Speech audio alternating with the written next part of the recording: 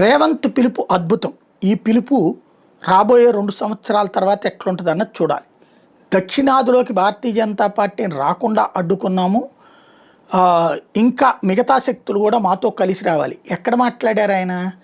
ముస్లింలకు సంబంధించిన హజ్ యాత్రకు సంబంధించిన మీటింగ్లో. అంటే ఈ దక్షిణాదిని తీసుకొచ్చి ముస్లిం దేశంగా మారుస్తారనమాట. అలాగే ద్రవిడ పార్టీల కథలాగా నడుపుతారనమాట.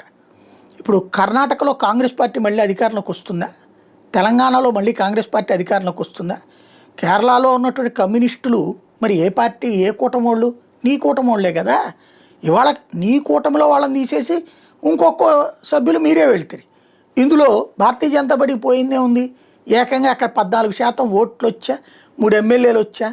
అట్లాగే తెలంగాణలో నీతో సమానంగా నువ్వు అధికారంలో ఉండగానే 8 పార్లమెంట్ స్థానాలకు ఎగబాకిందే. 8 ఎమ్మెల్యేలకు పరిమితమైన బీజేపీ 8 పార్లమెంట్ స్థానాలకు ఎగబాకింది. అంటే 8 ఏళ్ళు ఏది ఎమ్మెల్యేల లెక్కను చూసుకుంటే కనుక. కాబట్టి కాంగ్రెస్ పార్టీ పోయినంతకుముందు ఏమన్నా బతుకు అద్భుతంగా ఉందో తెలంగాణలో? రేవంత్ హస్తంతో పాటుగా చంద్రబాబు గారి ఆశీస్సులతో కాస్త నడిచింది. రాబోయేటటువంటి రోజులు ఇలాగే ఉంటాయి అనుకోవడం అమాయకత్వం. కాకపోతే ఆశ ఉండటం కరెక్ట్. అలా గెల్లాలి కూడా. బీజేపీ వాళ్ళని కూడా బాగా గెల్లాలి. గెలితేనే మంచి పోరాటం నడుస్తుంది.